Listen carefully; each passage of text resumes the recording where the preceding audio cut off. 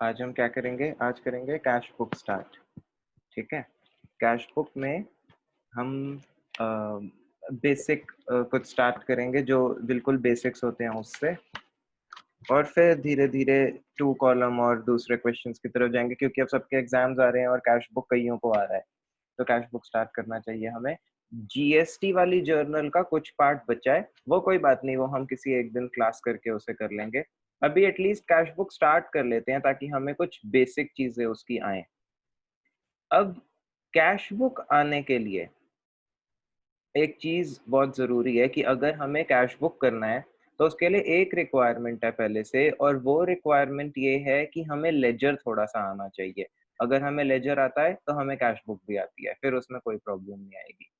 ठीक है, तो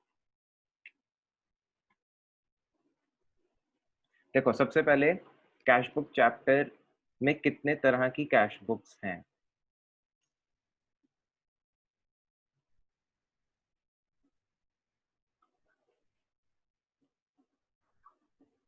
कैश बुक कितनी कैश बुक होती हैं? There are 3 types of cash books.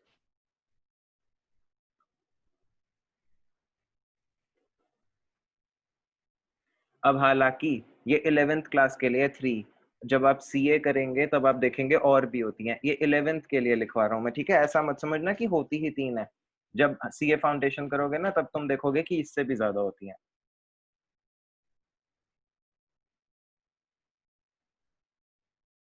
सबसे पहली सिंगल कॉलम,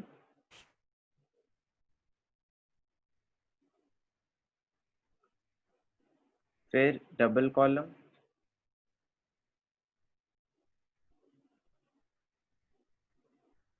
और थर्ड इम्प्रेस्ड।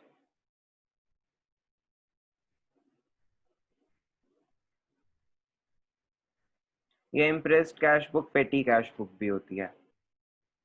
ठीक है, ये हमारे 3 तरह की कैश बुक हुई। हम स्टार्ट कहाँ से करने वाले हैं? हम स्टार्ट करने वाले हैं इससे, सिंगल कॉलम से। अब वैसे देखो, जो तुम्हारी बुक है ना उसमें लिखा हुआ है कि there are 2 types of cash books, तो हाँ ये 2 हैं, और जो इम्प्रेस्ड है वो भी एक तरीके से सिंगल या डबल कॉलम किसी एक में हम डाल सकते हैं। बट मैं सिर्फ तुम्हें बताने के लिए कि हम 3 पढ़ेंगे, तो तुम्हें बाद में ऐसा ना लगे कि पहले तो 2 लिखवाई थी और करा 3 दी।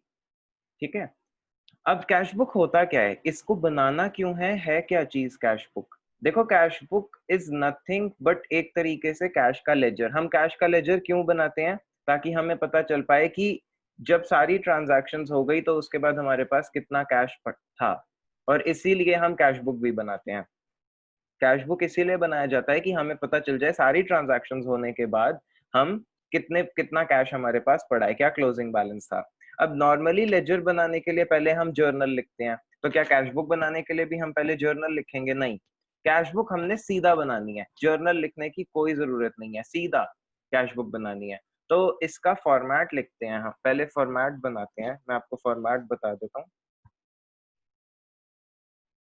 किस किस के स्कूल में हो चुका है ये? सर तो मेरे मेरे स्कूल स्कूल में में हो हो गया। गया। मेरे स्कूल में सर। तो फिर थोड़ा बहुत तो सर आता मेरे भी होगा। स्कूल में हो गया। शाबाश, सबके स्कूल में हो गया।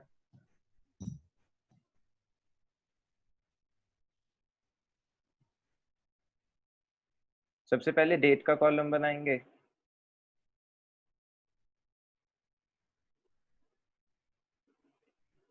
उसके बाद यहाँ पे एक पर्टिकुलर्स का कॉलम, फिर एलएफ का कॉलम। मैं अभी सिंगल कॉलम कैश बुक का फॉर्मेट बता रहा हूँ, ठीक है? ये सिंगल कॉलम है, ये एलएफ का कॉलम, फिर ये कैश का कॉलम, उसके बाद फिर से डेट का कॉलम, और सेम, मतलब ये डेबिट साइड हुई तो क्रेडिट साइड का कॉलम बनाना है, तो वो डेबिट क्रेडिट साइड सेम ही होती हैं।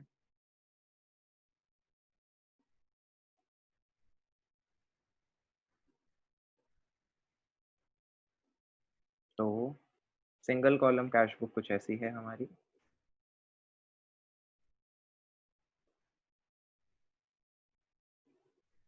ये है डेट, यहाँ है पर्टिकुलर्स, ये क्या है? LF. Ledger folio.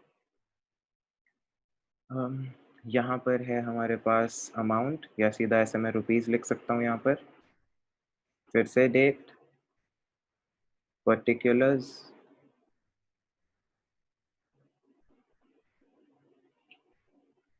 LF and rupees. ये क्या है हमारे लिए? Debit side. और ये क्या है? क्रेडिट। ये तो कभी भी नहीं बदलता, ये तो हमेशा सेम रहता है। ये आपका क्रेडिट साइड, ये आपका डेबिट साइड।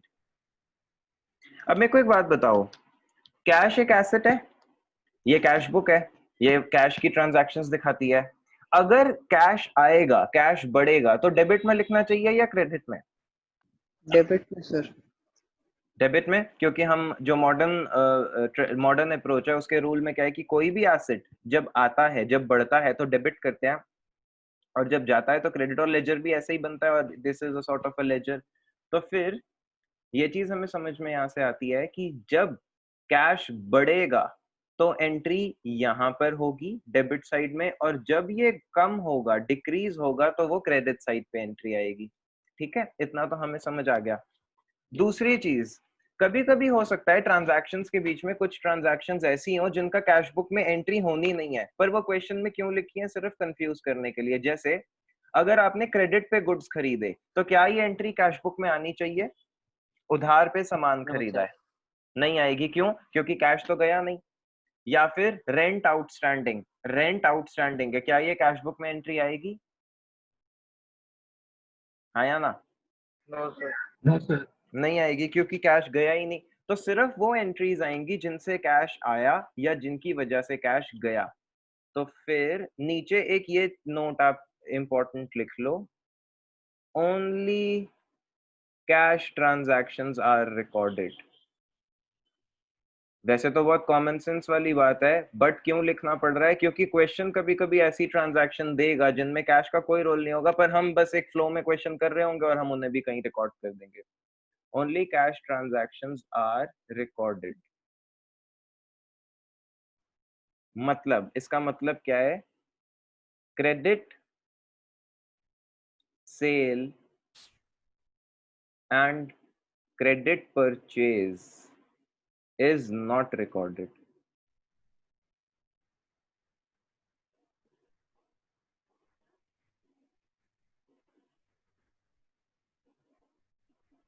ठीक है, ये समझ आ गया हमें। लास्ट चीज,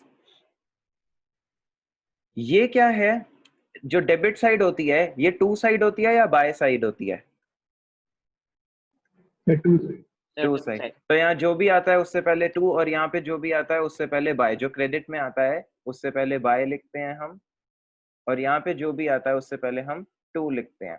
तो जैसे अगर मैं आपको ट्रांजैक्शन बोलूं, पेड रेंट, पेड रेंट ₹10,000, मुझे कोई बताएगा कैश बुक में एंट्री कैसे होगी? Paid rent ₹10,000। अच्छा ये बता दो, इसकी एंट्री डेबिट में जाएगी या क्रेडिट में जाएगी? सर क्रेडिट में। क्रेडिट में जाएगी। इसका जर्नल सोचना एक बार, इसका जर्नल क्या होगा? पेड रेंट का जर्नल क्या होगा? Sir rent account debit to cash account. Rent account debit to cash. तुम ये समझो ये कैश का लेजर है। अगर ये कैश का लेजर है तो ये कैसे पोस्ट होगा? इस लेजर में कहाँ आएगा? क्या लिखेंगे? सर क्रेडिट साइड में bye rent account. Bye rent. ठीक है, रेंट। Bye rent account. जितने भी रुपीस होंगे वो हम यहाँ लिख देंगे। अब यहाँ चैलेंज एक ही है कि आपको बिना जर्नल लिखे एंट्री डालनी है। तो कोई फर्क नहीं पड़ता, आपने बस ये सोचना है पैसे आ रहे हैं या जा रहे हैं। आ रहे हैं तो यहाँ टू, और जिस भी वजह से आ रहे होंगे, सेल की वजह से आ रहे हैं या किसी डेटर से रिसीव हो रहे हैं, तो यहाँ सीधा वो लिख देंगे। अगर जा रहे हैं तो वो तो पक्की बात है कि क्रेडिट साइड पे एंट्री आएगी। किस वजह से जा रहे हैं? रेंट की वजह से जा रहे हैं तो बाय रेंट। किसी और इलेक्ट्रिसिटी बिल दिया तो बाय इलेक्ट्रिसिटी बिल, सीधा ऐसे डाल देंगे। चैलेंज यहाँ पे एक छोटा सा यही है कि हमने जर्नल नहीं लिखनी, बस हमने खुद से इमेजिन कर लेनी है जर्नल, और फिर देख लेना है कि वो किस साइड जाएगी। ठीक, और ये चीज तो याद रखेंगे ही कि कैश बढ़ेगा तो यहाँ एंट्री और कम होगा तो यहाँ एंट्री। ठीक है, तो हम इसको ठीक से कर पाएंगे। अब इसका क्वेश्चन करते हैं एक।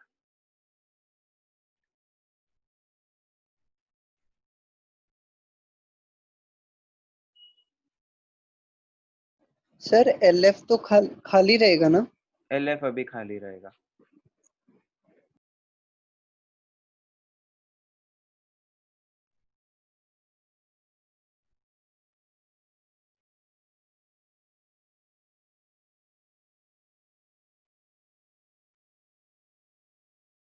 क्वेश्चन नंबर 2 करते हैं, ठीक है। ज्यादा एंट्रीज नहीं है पर जीएसटी के साथ है तो कोई प्रॉब्लम नहीं, जीएसटी के साथ वाला करेंगे।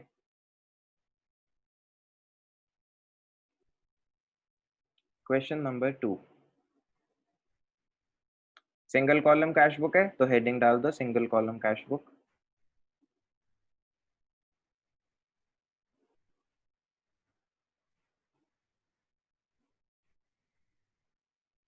नेक्स्ट क्लास में डबल कॉलम करेंगे, ठीक।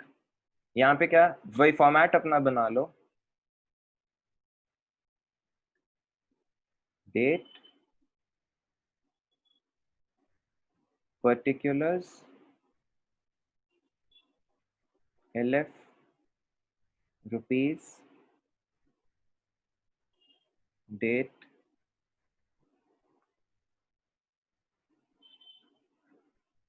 पर्टिकुलर्स, LF और रुपीज। एक और चीज याद रखना, 11th क्लास में ना स्कूल टीचर्स कई बार बहुत छोटी छोटी चीजों के मार्क्स काट लेते हैं। जैसे आपने हेडिंग नहीं डाली single column cash book, chances है वो 1 मार्क डिडक्ट कर लेंगे। अब ये कुछ ऐसा रीजन नहीं है जिसकी वजह से हमारे मार्क्स कटने चाहिए, तो आप सब ये याद रखोगे कि इन वजहों से मार्क्स नहीं कटेंगे, हम प्रॉपर फॉर्मेट बनाएंगे, सब कुछ प्रॉपरली लिखेंगे। ये नाउ क्वेश्चन पूरा सॉल्व कर दिया, अकाउंटिंग पूरी की हमने ठीक से, पर सिर्फ फॉर्मेट गलत था, इसकी वजह से हमारे कुछ मार्क्स डिडक्ट हो गए, तो फिर अच्छी बात नहीं है ये, ठीक है। अब इसकी पहली ट्रांजैक्शन देखो, April 1 कैश इन हैंड। इसका मतलब क्या होता है? कैश बुक ना ऐसे ही स्टार्ट होगा। अभी तक तो हम कैसे शुरू करते आए हैं, स्टार्टेड बिजनेस विद कैश, तो हमारे पास वहां से पहली बारी पैसा आ रहा होता था। देखो यहाँ है क्या, ये कैश इन हैंड का मतलब क्या है, बिजनेस पहले कभी स्टार्ट हो चुका है। ये 1 अप्रैल की बात कर रहे हैं हम 2019, बिजनेस पहले कभी स्टार्ट हो गया, हमें नहीं पता कब, 18 में, 17 में, या मे बी 19 के जनवरी में, पहले स्टार्ट हो चुका है। जब हम अप्रैल के मंथ में आए थे ना, अभी हमने सिर्फ अप्रैल के मंथ की एंट्रीज लिखनी है, यहाँ पे देखो सिर्फ अप्रैल के मंथ की एंट्रीज लिख रहे हैं हम। जब हम अप्रैल के मंथ में आए उस टाइम स्टार्टिंग में हमारे पास 50,000 थे। ये चीज सबको समझ में आई कि कैश इन हैंड का मतलब क्या है? Yes sir. Yes, sir. जब अप्रैल का मंथ शुरू हुआ तब मेरे बिजनेस के पास 50,000 पड़े थे। सर ये कहाँ से आए? अरे बिजनेस चल रहा था ना पहले से, तो पहले के पड़े हुए थे। अप्रैल का मंथ शुरू हुआ उस टाइम पे मैंने देखा कि इस मंथ तो 50,000 पड़े हैं मेरे पास। इसको एंटर कैसे करते हैं? देखो किसी भी एसेट का जो ओपनिंग बैलेंस होता है, इसे हम यही बोलेंगे कि कैश का ओपनिंग बैलेंस है। अप्रैल मंथ की ओपनिंग में 50,000 थे, उसको हम डेबिट साइड पे टू बैलेंस ब्रॉट डाउन लिखते हैं, टू बैलेंस ब्रॉट डाउन। पर आपने पूरा ब्रॉट डाउन नहीं लिखना, आपने B/D करके लिखना है, और यहाँ पे आप डेट लिखोगे 1 अप्रैल। इसका मतलब ये है, इसका मतलब ये है कि जब अप्रैल शुरू हुआ तब मेरे पास 50,000 रुपीज पहले से पड़े थे। तो जब ये कैश बुक ओपन हुई तो 50,000 पिछले महीने से आए। जब कैश बुक क्लोज होती है तो बैलेंस इस साइड पे आता है ना, यहाँ पर। जब भी लेजर क्लोज होता है एसेट का, तो हमने यहाँ क्लोज किया है, यहाँ से क्लोज हुआ और ओपन होते हुए वो साइड चेंज कर लेता है। जैसे मार्च का लेजर जब क्लोज हुआ होगा, यहाँ पे बैलेंस आया होगा मार्च का क्लोजिंग, वो अप्रैल में इस साइड शिफ्ट हो जाता है, ठीक है। जब अप्रैल का भी हम क्लोज कर रहे होंगे ना, तो मई के लिए ये बैलेंस यहाँ ओपनिंग इधर आ जाएगा, ठीक। ये हम ओपनिंग क्लोजिंग वाला सीख लेंगे, इसमें कोई प्रॉब्लम नहीं। अभी के लिए आप इतना समझ लें कि जो भी ओपनिंग बैलेंस होता है, इसका मतलब क्या है? इसका मतलब ये है कि जब अप्रैल का मंथ स्टार्ट हुआ तो ऑलरेडी बिजनेस के पास 50,000 थे। ये कहाँ से आए सर? ये पहले से बिजनेस चलता आ रहा है हमारा, अभी थोड़ी ना शुरू हुआ है, ये पहले से चल रहा था, तो पहले से हमारे पास पड़े थे इतने पैसे, ठीक। और 50,000 रुपीज मेरे पास स्टार्टिंग में थे। नेक्स्ट पे आते हैं, cash purchases of 10,000 plus CGST and SGST 6% each. मेरे को बताओ कैश परचेज से पैसा बढ़ जाएगा या कम हो जाएगा? सर कम हो जाएगा। कम हो जाएगा। तो परचेज पे कितना पैसा खर्च हुआ? 10 10,000 10,000 ये डेबिट साइड पे लिखूं या क्रेडिट साइड पे लिखूं? क्रेडिट। क्रेडिट। और डेट क्या है? 5 अप्रैल। 5 अप्रैल बाय परचेज अकाउंट। अब मेरे को एक बात बताओ, क्या ये गुड्स पे टैक्स लगा? क्या इन गुड्स के ऊपर टैक्स लगा? Yes, sir. लगा। क्या क्या टैक्स लगा है? CGST, SGST। चलो एक बारी ना इसकी जर्नल बना के देखते हैं हम। अगर इसकी जर्नल बनानी होती तो क्या जर्नल बनाते हैं हम? Purchase account debited, input CGST account debited, input SGST amount debited, input SGST account debited to cash, यही बनती। तो आपके पास से कैश सिर्फ 10,000 नहीं गया, 10,000 तो परचेज के दिए आपने, साथ साथ CGST और SGST भी तो दिया बाय इनपुट। अब ये इनपुट क्यों लिख रहा हूँ, ये हमें पता है, हमने GST कर लिया है तो हमें पता है GST को कैसे लिखते हैं। Input CGST account by input SGST account. ये सबको समझ में आया कि ये कैसे लिखा मैंने? Yes, sir. ना आए तो बता देना, कोई प्रॉब्लम नहीं है। ये भी 5 अप्रैल ही है, सेम डेट पे हुआ। अमाउंट बताओ मुझे CGST SGST का 6%। 600, sir. 600. Yeah. ठीक है, 600 रुपीज, ये भी 600 और ये भी 600 दिया हमने। ये पॉइंट सबको क्लियर है? जब GST लगता है तो परचेज तो हुई, परचेज की वजह से 10,000 तो गए, पर ये इनपुट CGST और इनपुट SGST के भी तो 600 हमने दिए। क्लियर है सबको? अब नेक्स्ट पे आते हैं फिर हम। Cash sales of 8,000 plus CGST and SGST at the rate 6% each. अब मेरे को बताओ, पैसे आए गए, टू साइड बाय साइड क्या लिखना है, सोचो और बताओ। Sir, two side पे हुआ पैसे आए. टू क्या लिखूं? To furniture account. आप नीचे कहाँ कूद रहे हैं आदित्य? ये पूछा है मैंने। Sir, sales. to sales account. Amount ये 8 8,000 Sir, अप्रैल। amount given 8,000 given है ना 8,000. बस यही होगा, इस पे कोई टैक्स कलेक्ट नहीं किया। Sir, output. आएगा टू आउटपुट GST और SGST। हाँ, आपने जब सेल करी 8,000 की तो आपने सामने वाले से 6% CGST और 6% SGST लिया, तो आपके पास तो ये कैश अभी आ गया ना। तो हम इसकी भी हमें जर्नल आती है और वहां से हमें पता है कि यहाँ पे टू आउटपुट CGST अकाउंट और टू आउटपुट SGST। अब अगेन इसको अगर ठीक से करना है तो जर्नल और लेजर अच्छे से आने चाहिए, वरना कंफ्यूजन होगी कि ये हो क्या रहा है। तभी तो सब चैप्टर्स लिंक्ड हैं। अगर आप पीछे वाले ठीक से नहीं करोगे तो इसको समझना भी थोड़ा सा टफ हो जाएगा, फिर तो बस रटना ही पड़ेगा।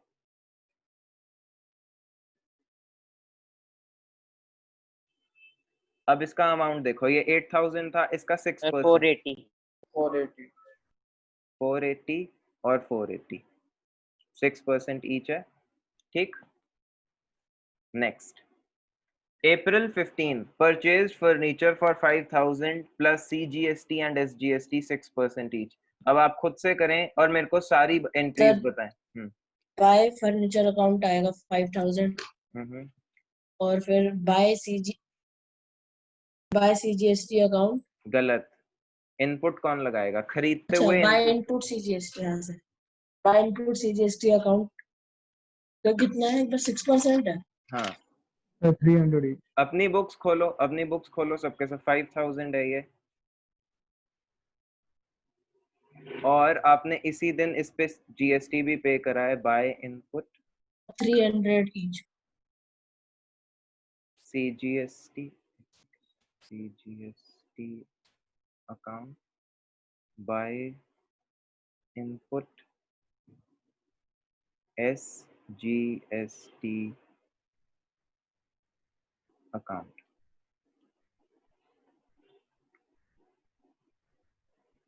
ये कब का है? 15 अप्रैल।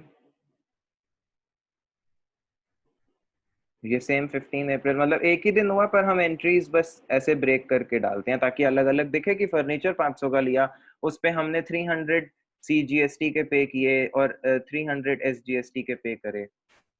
ठीक है, यहाँ तक कर लिया हमने। Receive commission 1000 plus CGST SGST 6% each, very easy. अब बताओ।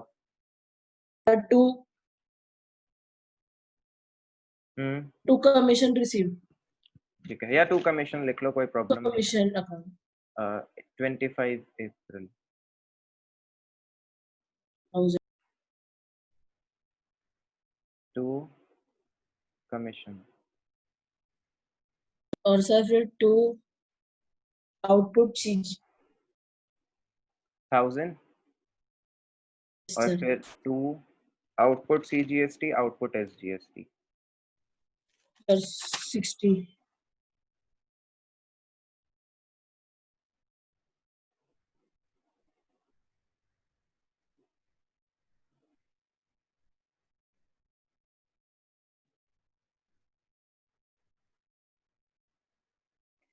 6% है इसका। एक सेकंड, पहले मैं देख लेता हूँ।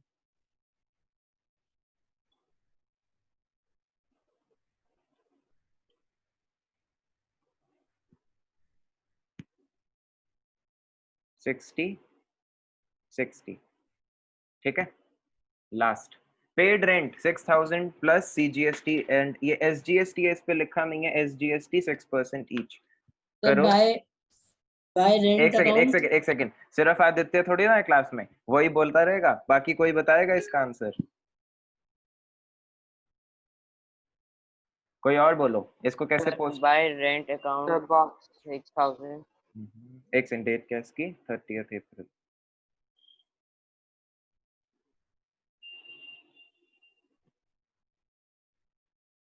बाय रेंट अकाउंट कितना है ये? 6। आगे हर्षित, आगे बोलो।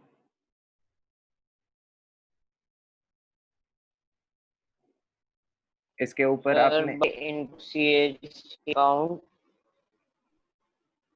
बाय इनपुट CGST अकाउंट और by input SGST account. Sir 360 each. ठीक है, 360 30 अप्रैल।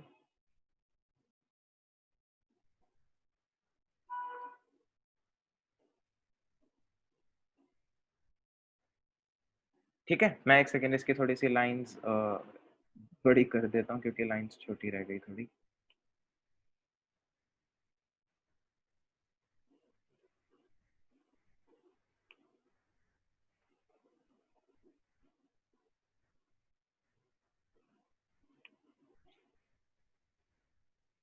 यहाँ तक सबको समझ आ गया? हमने सारी एंट्रीज पोस्ट कर दी हैं। अब क्या करना है, एक सेकेंड बस बताता हूँ। मुझे बताओ किसको डाउट है कि इसमें सर ये चीज कैसे हुई या ये वाली एंट्री कैसे हुई?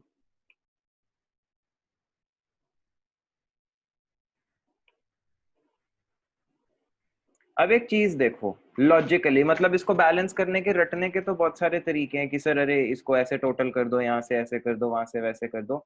लॉजिकली सोचो, अगर मैं तुम्हें बोलूं कि आपने आपके पास स्टार्टिंग में 50,000 कैश था, इतना कैश और आया, ये जो यहाँ से लेकर यहाँ तक लिखा हुआ है ये सारा कैश हमने और रिसीव करा 50,000 और ये सारा आया, तो टोटल कैश आया कितना हमारे पास? इन सब का सम, इस सब का सम हुआ ना जो मेरे पास आया, जो मैंने इस बार रिसीव करा। अब बचा कितना? इतना खर्च भी तो हो गया, क्रेडिट साइड पे ये खर्च हो गया, तो हम कैसे निकालेंगे कितना कैश बचा? डेबिट साइड का सम माइनस क्रेडिट साइड का सम, और उसे यहां पे लिख देंगे by balance CD carried down. अब ये याद रखना, ओपनिंग बैलेंस को बैलेंस BD बोलते हैं, बैलेंस ब्रॉट डाउन, और क्लोजिंग बैलेंस को बैलेंस CD बोलते हैं, कैरेट डाउन। ठीक, और ये डेट क्या होगी? मंथ की लास्ट डेट 30 अप्रैल। 30 अप्रैल को मेरे पास कितना कैश बचा था? एक बार कैलकुलेट कर लेते हैं। यहाँ टोटल हुआ 60,080 इस किस यहाँ पे कह रहे हो, डेबिट साइड पे। इसका टोटल कह रहे हो, यस, कितना है इसका टोटल? 16,080। 60,080 है तुम दोनों अलग फिगर्स बोल रहे हो। तो सेम बोला 60,080 चलो 60,080, तो यहाँ पे भी सम तो 60,080 आएगा। बैलेंस कितना कितना कैश बच गया आपके पास?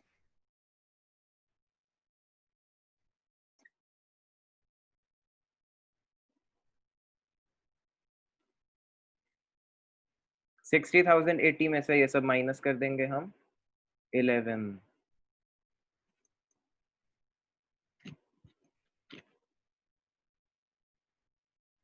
करे 23,520।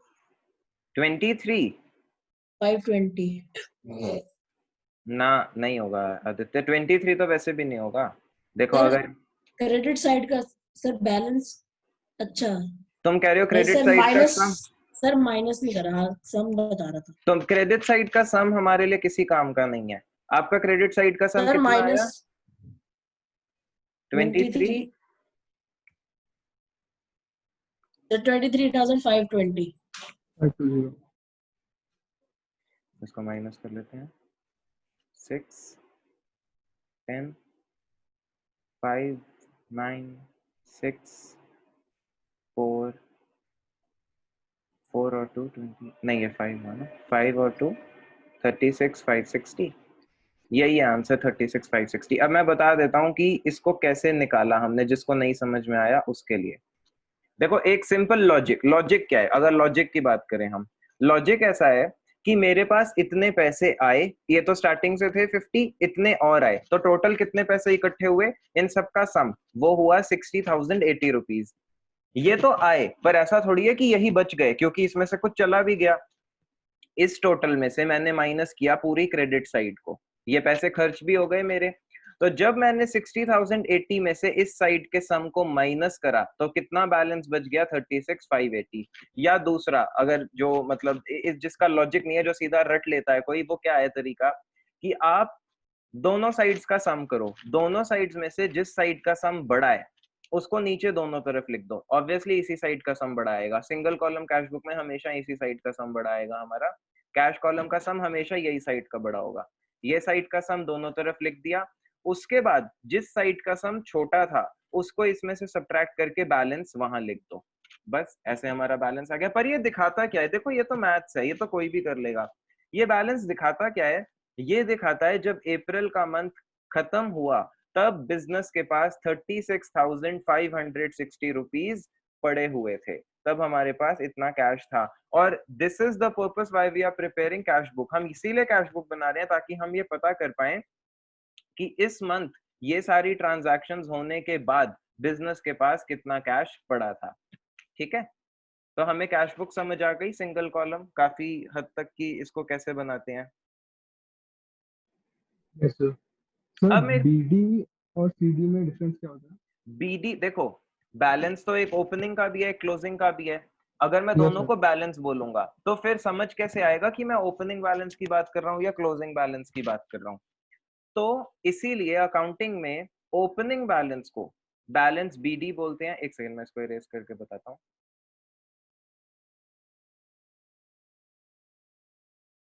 देखो अकाउंटिंग में जो हमारा ओपनिंग बैलेंस होता है, ओपनिंग बैलेंस मतलब ये एसेट मंथ की स्टार्टिंग में कितना था हमारे पास, इसे ओपनिंग बैलेंस कहते हैं। इसको लिखा कैसे जाता है अकाउंटिंग में? इसे ओपनिंग बैलेंस नहीं लिखते, इसे हम लिखते हैं बैलेंस। जब लेजर बनता है ना तो वहां पे लिखते हैं balance brought down. Brought down क्यों? Why the words brought down? Brought down मतलब कहां से ब्रॉट डाउन? पिछले महीने से ब्रॉट डाउन। मुझे ये बात बताओ, ये जो 50,000 का बैलेंस है इस मंथ के लिए ओपनिंग है, अप्रैल के मंथ के लिए ओपनिंग है, ये किस मंथ के लिए क्लोजिंग रहा होगा? समझ आया क्वेश्चन? अगर 50,000 रुपए अप्रैल के स्टार्टिंग में थे तो किस मंथ के एंड में 50 रहे होंगे? मार्च के। मार्च में। मार्च में आपके पास 50,000 बचे होंगे और वही पैसे अप्रैल की स्टार्टिंग में आपके पास थे। तो इसीलिए इसको ब्रॉड डाउन बोला जाता है। कहां से ब्रॉड डाउन है ये? इसके पिछले महीने से ब्रॉड डाउन है। ये चीज सबको समझ में आई? Yes, sir. और इसे शॉर्ट में ऐसे लिख देते हैं हम, बैलेंस बीडी। और जो एक महीने का क्लोजिंग बैलेंस होता है, देखो अगर मैं दोनों को बैलेंस बीडी लिख दूं फिर मेरे को समझ नहीं आएगा कि ओपनिंग क्या है क्लोजिंग क्या है। यहाँ भी बैलेंस बीडी लिख दूं, यहाँ भी बैलेंस बीडी लिख दूं, फिर प्रॉब्लम है। तो क्लोजिंग बैलेंस को लिखा जाता है। और ये सिर्फ कैश बुक के लिए नहीं है, ये आप किसी भी कोई भी एसेट लायबिलिटी कुछ भी बनाओगे, किसी भी चीज की ओपनिंग बैलेंस को कि मंथ के स्टार्टिंग में ये कितना था, उसको हम बैलेंस बीडी लिखते हैं और क्लोजिंग को बैलेंस सीडी लिखते हैं। क्लोजिंग बैलेंस मतलब उस टाइम पीरियड के एंड में ये चीज कितनी बची थी, उसे हम कैसे डिनोट करते हैं? Balance carried down.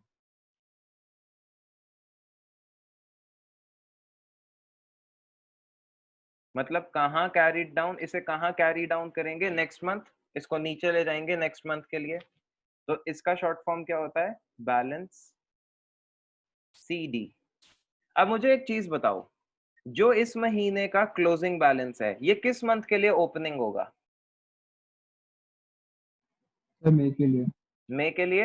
अप्रैल के महीने में जो पैसे बचे वो क्या हो जाएगा उनका? वो मई के मंथ के लिए आपका ओपनिंग कैश होगा। जब आप मई का मंथ एंटर करोगे आपके पास कितना कैश होगा? 3650। ठीक है। अब जब हम मई के मंथ के लिए, वैसे तो बनाना नहीं है, अगर बना रहे होते तो मैं यहाँ सबसे पहली एंट्री लिखता, बैलेंस सीडी इधर आता है और बैलेंस बीडी साइड बदल लेता है, दूसरी साइड पे आता है वो। यहाँ पर लिखता मैं फर्स्ट 1 मई टू बैलेंस बीडी। फर्स्ट मई को कितने पैसे थे आपके पास? 3650, 36,560। बात बहुत लॉजिकल है, कुछ भी ऐसा नहीं है कि कुछ रटना है कि ऐसे यहाँ ऐसे वहां। बहुत लॉजिकल सी बात है। हम जिस मंथ को 36,560 रुपीज पे खत्म कर रहे हैं, मतलब बिजनेस के एंड में जब 30th अप्रैल आया, अप्रैल का मंथ एंड हुआ, बिजनेस के पास कैश पड़ा था 36,560 रुपीज। तो जब मई का मंथ आएगा, मई का पहला दिन आएगा, तब भी तो इतना ही पैसा पड़ा होगा मेरे पास। ठीक है। बस हमने ये सीखना है कि इसको डिनोट कैसे करना है हमें। इसको बैलेंस ओपन जो क्लोजिंग है वो बैलेंस सीडी हो जाता है और ओपनिंग बैलेंस बीडी हो जाता है और वो साइड बदल लेता है लेजर में। ठीक है, ये चीज सबको समझ में आई? ये बहुत इंपॉर्टेंट है जो हमने आज करा है। हाँ या ना बोलो। Yes, sir. Yes sir. Yes, sir, clear है। अब मेरे को एक दूसरी चीज बताओ, ये भी बहुत लॉजिकल है। मैं इसको एक सेकंड कैश बुक को थोड़ा सा छोटा कर देता हूँ। अब ये हमने कैश बुक बनाई है, सोच के बताना क्या कैश बुक में ऐसा हो सकता है कि क्रेडिट साइड का सम डेबिट साइड के सम से ज्यादा बड़ा आ जाए? क्या ऐसा हो सकता है? क्रेडिट साइड का Yes, सम sir. डेबिट, यस या नो? सर क्या क्रेडिट सर, साइड का हो सम डेबिट से ज्यादा है? हाँ जी, ऐसा हो सकता है। नहीं सर। अच्छा, आप कह रहे हो नहीं। और हो शौर्य, सकता है सर। कैसे हो सकता है शौर्य? सर अगर हमने ज्यादा स्पेंड किया, जितना मतलब कंपैरेटिवली जितना हमने अर्न किया सर, हमने स्पेंड किया तो ऐसा ही होगा। मैं यही जानना चाह रहा हूँ, अगर बिजनेस के पास कैश आया 10,000 तो वो 10 से Yes, ज्यादा sir. खर्च कैसे कर देगा? ये कैसे होगा? लाइक उसने 10,000 रुपीज खर्च किया, ज्यादातर एक्सपेंसेस में खर्च किया ठीक और है, मतलब कुछ इनकम नहीं हुआ या उन्होंने ज्यादा सेल नहीं किया। ठीक है। तो खर्चा ज्यादा कैसे हो जाएगा कैश से? जैसे तो मैंने आपको एक 10,000 ऐसा दिए, खर्च। Yes sir.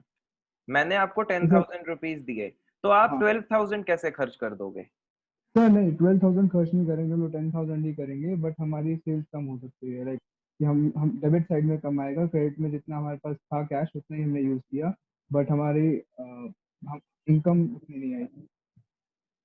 मैं वही तो जानना चाह रहा हूँ शौर्य कि अगर डेबिट साइड में आपके पास, देखो ये कैश बुक बनाई हमने, ऐसा। ये कैश बुक बनाई मैंने, थोड़ी सी लाइन टेढ़ी मेढ़ी हो गई, ये मैंने कैश बुक बनाई। यहाँ पे जो आप रिसीव करते हो वो आता है, यहाँ पे to yes what sir. Ever, यहाँ आपके पास पैसे आए 10,000, तो हाँ क्रेडिट साइड पे बाय एक्सपेंस मतलब टू इनकम आपके पास 10,000 रुपए आए और ओपनिंग बैलेंस कुछ भी नहीं है, स्टार्टिंग में कुछ भी नहीं था, मैं ऐसा मान रहा हूँ, या मान भी लो कुछ है, तो भी मैं ये कह रहा हूँ इस साइड का सम ज्यादा कैसे आ जाएगा? आप बाय एक्सपेंस बाय खर्चा 12,000 कैसे कर दोगे? मैं ये समझने की कोशिश कर रहा हूँ, कैसे होगा ये? एक्सपेंस 12,000 नहीं होगा, एक्सपेंस तो क्रेडिट साइड का सम आप ही ने तो कहा कि ज्यादा हो सकता है डेबिट से। अगर ये नहीं हो सकता तो मतलब क्रेडिट साइड का सम नहीं हो सकता डेबिट से ज्यादा। तो हमेशा डेबिट साइड में हमेशा ज्यादा बैलेंस रहेगा, मतलब हमारे पास बैलेंस दोनों हमेशा रहेगा। दोनों साइड ज्यादा से ज्यादा बराबर हो सकती हैं। क्या हो सकता है कि आपने 10,000 रुपए कैश के रिसीव किए तो आप ज्यादा से ज्यादा 10 ही खर्च कर लोगे, जितना कैश आया सारा खर्च कर लिया। पर ऐसा कभी भी नहीं हो सकता कि आपके पास 10,000 रुपीज आए हैं, कैश रिसीव हुआ है 10 और बिजनेस खर्च कर दे 13,000 कैश। This is impossible. क्यों? क्योंकि जब कैश था ही 10,000 तो 13,000 खर्च कैसे कर देंगे? तो ये डेबिट साइड है, ये क्रेडिट साइड है। अब लॉजिकली रियल लाइफ में कभी ऐसा नहीं हो सकता कि हमारी क्रेडिट साइड का सम डेबिट साइड से ज्यादा आ जाए। ये बुक में एक लाइन लिखी हुई है कि कभी भी क्रेडिट साइड का sum it can not be greater than sum of debit side, पर वो रीजन शायद ना समझ में आए। तो रीजन इज वेरी सिंपल, जितने जितने पैसे आप रिसीव करोगे वो आप डेबिट में लिखते हो और जितने पैसे आप खर्च करोगे वो आप क्रेडिट में लिखते हो। तो जो पैसे आपने खर्च करे वो उनका सम रिसीव करने वाले पैसों से ज्यादा कैसे हो जाएगा? जितना रिसीव करोगे ज्यादा से ज्यादा उतना ही खर्च कर दोगे, उससे ज्यादा खर्च कैसे कर सकते हो? ठीक है, राइट, तो बट फिर sum of credit side can never be greater than sum of debit side. ज्यादा से ज्यादा दोनों कैन बी इक्वल, उस केस में कोई बैलेंस नहीं बचेगा। जैसे मेरे पास 60,080 रुपीज आए और मैंने यहाँ देखा तो 60,080 ही पूरे खर्च कर दिए, तो कोई बैलेंस है ही नहीं। अप्रैल के मंथ में बैलेंस 0, सारा कैश खर्च कर दिया। पर ऐसा थोड़ी ना होगा कि 60,080 रुपीज आए और मैं यहाँ देख रहा हूँ तो 70,000 खर्च कर दिए। कैसे खर्च कर दिए? पैसे थे ही जब 60,000 तो 70 कैसे खर्च करोगे? ठीक है, तो ये भी एक इम्पोर्टेंट चीज है जो हमने समझ ली। सर जब क्रेडिट और डेबिट इक्वल होगा तो फिर हम बाय बैलेंस टीडी नहीं लिखेंगे? तो फिर लिखने की जरूरत नहीं, क्योंकि बैलेंस है ही नहीं, बैलेंस 0 हो गया ना आपका। ठीक है, अगर बराबर आ जाए तो फिर बैलेंस है ही नहीं हमारा।